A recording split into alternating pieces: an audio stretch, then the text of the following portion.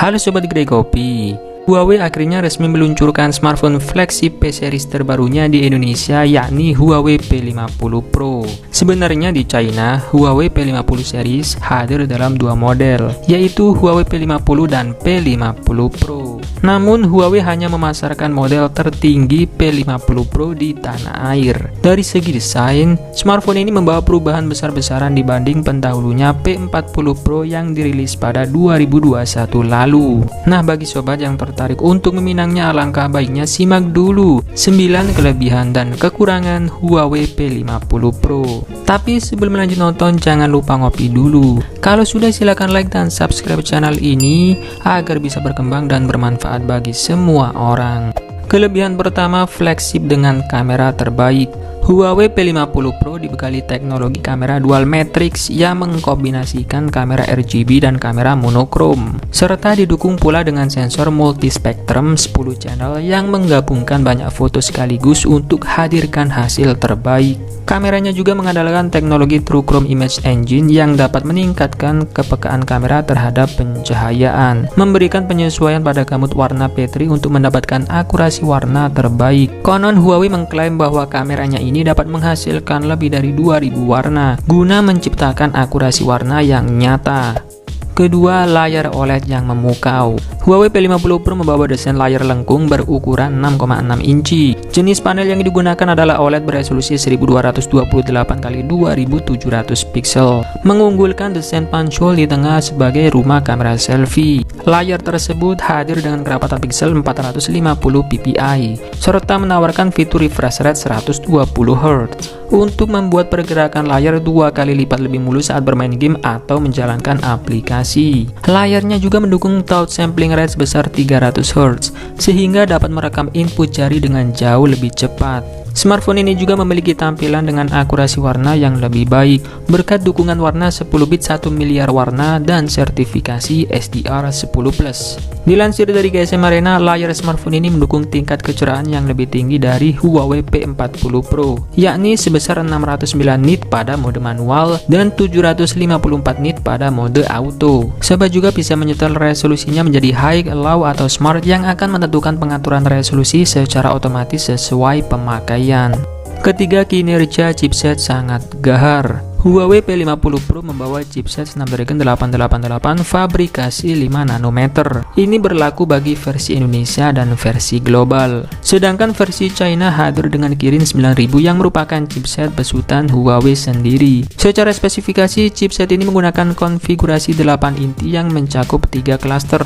Dibekali pula modem Wi-Fi 6E serta ISP berupa Spectra 580 serta DSP berupa Hexagon 780. Sementara untuk GPU-nya menggunakan Adreno 660. Didukung pula dengan RAM 8GB LPDDR5 untuk menunjang kinerja gaming serta pengalaman multitasking yang lebih baik. Berdasarkan pengujian oleh GSM Arena, Huawei P50 Pro mendapatkan skor Geekbench 5 sebesar 3145 untuk multi-core dan 1105 untuk single core. Sementara untuk pengujian Antutu 9 diketahui mencapai skor 786.000 poin.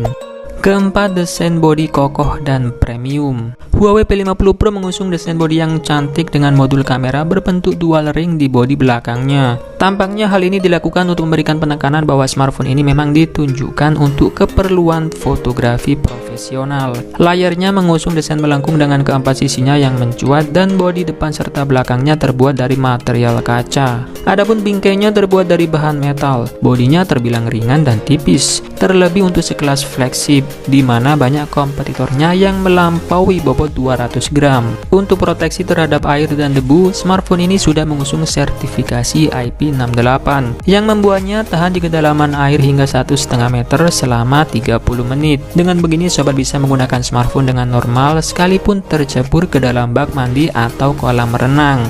Kelima, speaker stereo yang nendang.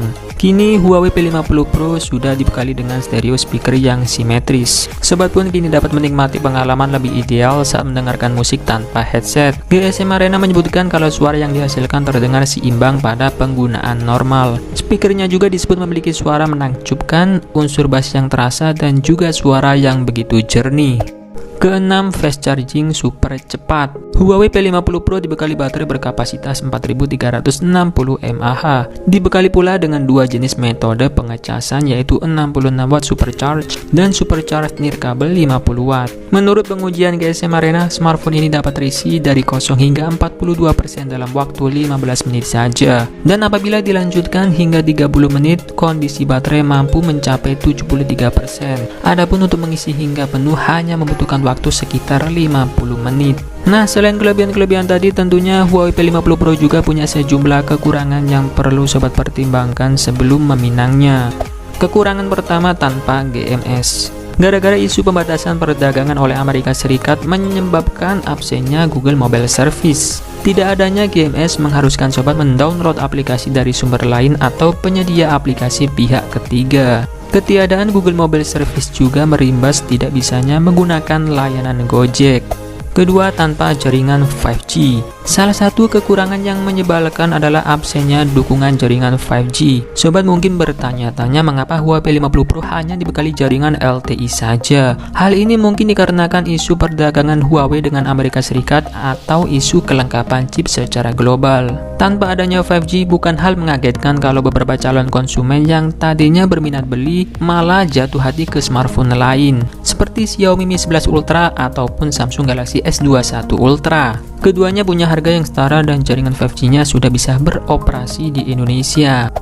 Ketiga, ketahanan baterai kurang. Huawei P50 Pro memang hadir dengan kemampuan fast charging yang super ngebut. Akan tetapi, ketahanan baterainya bukanlah sesuatu yang layak dibanggakan. Baterai smartphone ini tergolong kecil jika dibandingkan dengan beberapa pesaingnya. Menurut pengujian GSM Arena, smartphone ini mendapatkan endurance rating sebesar 76 jam. Rupanya skor ini masih kalah jika dibandingkan dengan Huawei P40 Pro yang mendapatkan endurance rating sebesar 94 jam. Nah, itulah tadi ulasan mengenai kelebihan dan kekurangan Huawei P50 Pro. Semoga bisa membantu sobat sebelum membeli smartphone ini. Bagi yang berminat silahkan cek kolom deskripsi video ini. Oke, terima kasih sudah menonton, semoga bermanfaat. Dan saya admin Krekopi pamit undur diri, sampai ketemu lagi di video selanjutnya. Bye bye.